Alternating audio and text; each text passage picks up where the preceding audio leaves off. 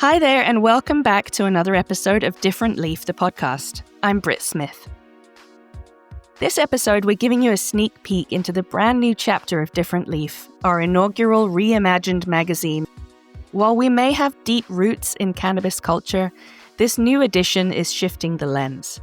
It's all about how cannabis lives within the world of contemporary art and how it inspires, influences, and interacts with creative expression.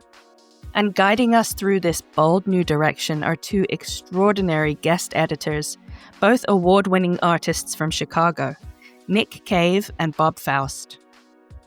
Now, if you've spent any time around the art world, the name Nick Cave will probably ring a bell.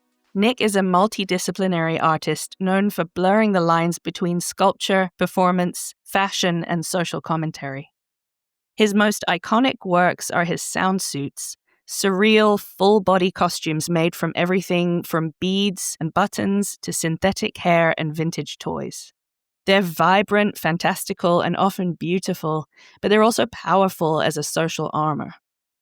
Nick created the first sound suit in response to the 1991 police beating of Rodney King. These suits cover the wearer completely, stripping away race, gender, age, and inviting us to examine our biases and assumptions about the body in public space. Over the years, Nick's work has expanded into large-scale installations, choreographed performances, and museum takeovers, addressing urgent issues like gun violence, racial injustice, and healing through art. He's also a trained dancer with roots at the Alvin Ailey American Dance Theatre, so movement is a huge part of his creative language. But Nick doesn't work alone, and that brings us to the second half of this creative partnership, Bob Faust. Bob is a conceptual artist and designer whose work explores the emotional power of color, pattern, typography, and space. His background is rooted in visual communication, but what he creates goes far beyond traditional design. Think of him as someone who turns walls, buildings, and even books into emotional experiences. You might remember Bob's striking cover for Different Leaf's Spring 2023 issue, a lush, dreamy illustration of cannabis leaves and poppies blooming into swirling clouds, buds, and a hand delicately holding a blunt. It was a perfect example of how Bob uses visual language to evoke feeling and curiosity. Bob's work spans public installations, gallery exhibitions, and immersive environments, and often draws attention to social issues like access, identity, and inclusion. Together, Nick Cave and Bob Faust are the founders of Facility, a non-profit multidisciplinary art space in Chicago that functions as part studio, part gallery, and part incubator, and 100% about building community through creativity. They've shown their work everywhere from the Museum of Contemporary Art Chicago to Mass MoCA to the Guggenheim Museum in New York. And now they're bringing that same energy, thoughtfulness, and innovation to Different Leaf's issue. We're beyond thrilled to have them leading the way for this new era where cannabis and contemporary art meet in bold, beautiful, and unexpected ways. So stick around as we sit down with Nick and Bob to talk about their creative process, the influences of their work, and what we can expect from this groundbreaking edition of Different Leaf, the magazine.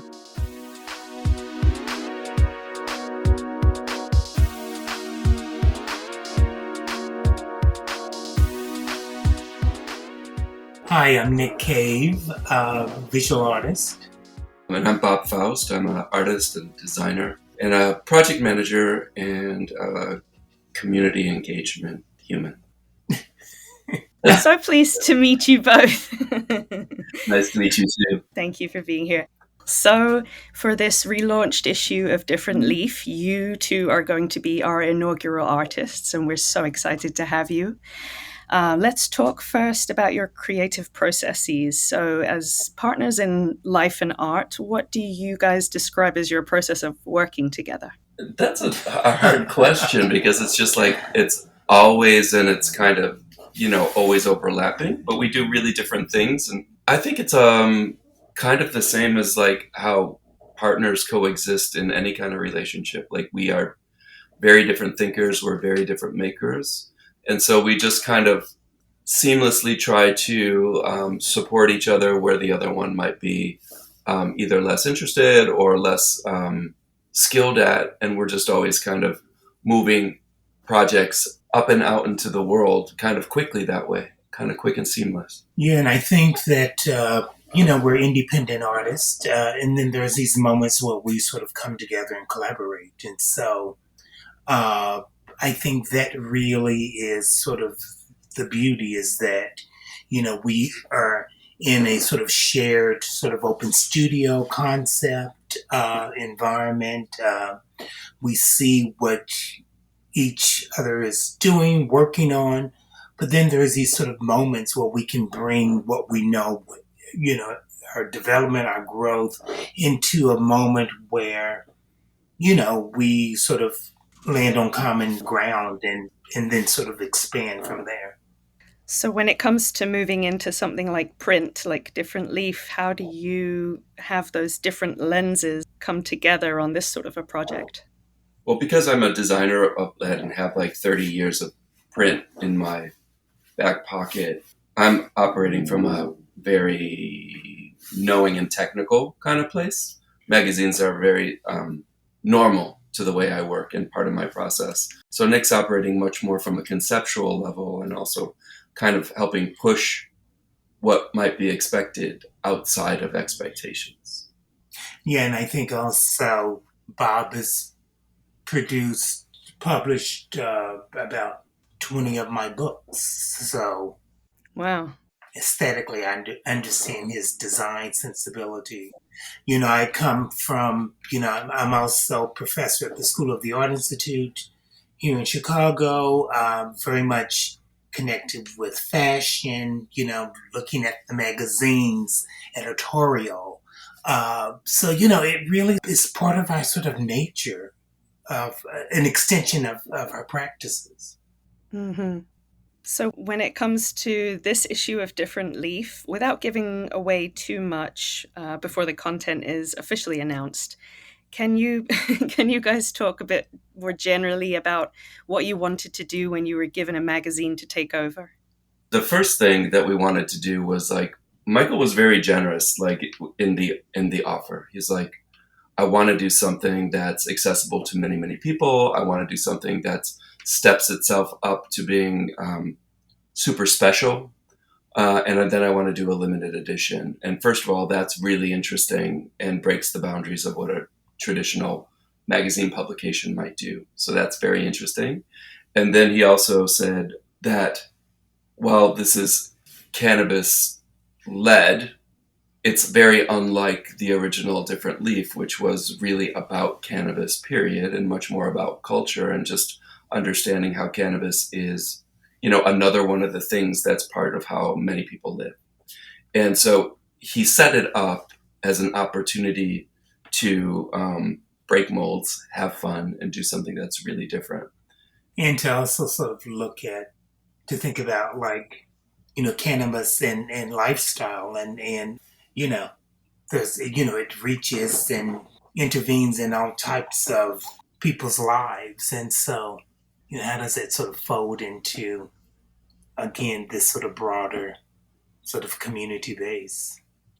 The prompts that were all like not non-traditional was super exciting because then it was like, well, what makes a magazine? A magazine is front matter and back matter and features and departments. And I just was super excited about the idea of like not doing any of that stuff and trying to make something that's really unexpected from a magazine. So, when it comes to this initial vision that you had for the book, how did that vision come about? What were the influences that you first took from? So it's a two-part. Like the first thing was how are we going to break up what a magazine is, and we decided as a group that we would use fiction to hold the entire magazine together. So all the features are almost like big, glorious, glossy sidebars to a single story. So you can read through this whole thing from front to back in a very linear fashion, or you can still power through like an old magazine. But then, and I think this is super exciting from your point of view, was the car ride home from But I Detroit. think it's me texting Denise, and my text ended with it didn't. I was texting. We were meeting her out for dinner, and it was Denise and who else was there? I don't really remember. I just remember that the autocorrect, you like she couldn't read your text. The autocorrect said from Mr. Karen as opposed to Nick Cave or something. I don't know. It was just so funny. And so then, Mr. Karen became this character. Yeah. Based off of that text. And so we started to think about, well, who is he? Yeah, and Mr. Karen all came about from this single drive home from Detroit to Chicago, where we were just bantering back and forth. Well, he could do this, and he could do this, and he's this kind of person, and he looks just like this. And remember that guy we used to see on the street that looks like the Black Karl Lagerfeld? Well, that's what he looks like. It was all these kind of like hilarious things that just built a giant story. And we literally wrote it in the notes on my phone while he was driving from Detroit. It was awesome. And neither of us are writers, by the way. So we just Yeah, Denise mentioned Mr. Karen when I was chatting with her last week. She sort of described it as somewhat of a narrator to the book itself. That's kind of an awesome way to think of it. Yeah. Because he does kind of continue to show up. And he goes to a concert one night, and he goes to dinner another night, and he goes to the spa another night. All regular things that we all do all the time that are all part of culture. But then we get to let him also be this really interesting character that you really want to get to know and sit down with. But he also happens to be a cannabis connoisseur. So that's the one way we were able to bring cannabis throughout the entire book without relying on cannabis to drive any of our features. Ah, that is very interesting. So I can see some of the ideas and the themes that you're exploring, in the book through Mr. Karen. What exactly are you hoping that the readers get from this storyline that he's building? What do we want the readers to get from the storyline? Well, I think it's really sort of understanding just, how one sort of lives and exists in the world. As we live in our own, in the privacy of our own sort of environments, we do also live out in the world. And what does that mean? And what does that look like from, an individual's perspective? And it's about also conditioning and wellness through this sort of character and what he does in terms of just sort of ways of taking care of himself. The other thing that's really funny to your answer is yes to everything that Nick just said. Yes, 100%. But the story, we created the character, but the story is being developed. And so, we don't really know what Mr. Karen's going to ultimately do because we've just developed who he is. And Drew gets to write this amazing fiction piece. And so as guest editors, I guess what we're doing is laying this kind of grand outline with, 20,000 foot visions in many little places, and then really hoping that all these other creatives that are brought in really do their part in an autonomous way that is just in support of the grand vision. So there's lots that we don't know. Yeah. That's quite exciting for you to see how it ends up panning out as well then. Well, isn't that what collaboration is all about? It's something that you couldn't do by yourself. Definitely. Yeah. Yeah, absolutely. And like you said, you have this overarching sort of umbrella view of what the book is going to look like and feel like. But as a collaboration of artists, it's going to come out as something better than its individual parts, hopefully. Yeah. And hopefully surprising for all of us. And, we'll see. There's nothing that's not exciting about all the parts. So it cannot fail, but it could be way greater than we ever expect. Yeah, absolutely. So let's move on to talk a little more about art in the world today, because that's really, I think, what you guys are trying to reflect in this book. Bob, since you've worked with Different Leaf before as a cannabis magazine, how do you see cannabis culture intersecting with the contemporary art world, or even just the broader cultural moment that we're living in?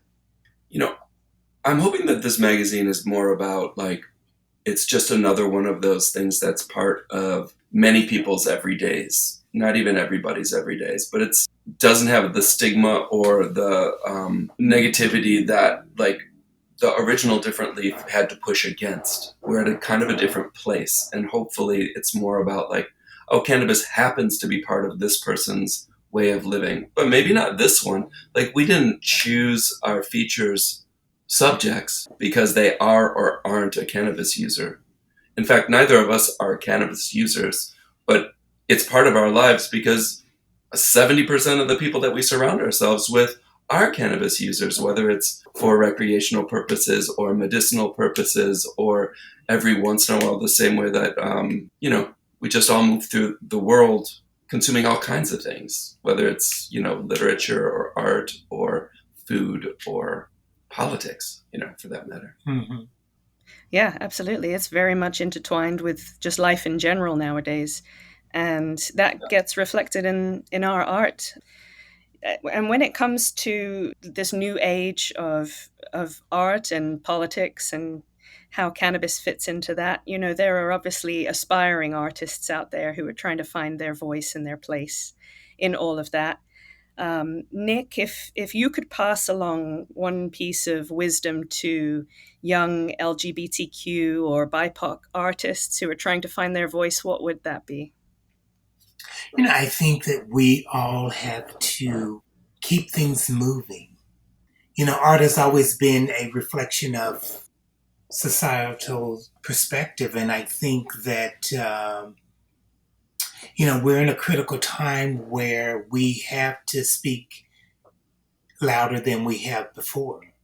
Mm-hmm.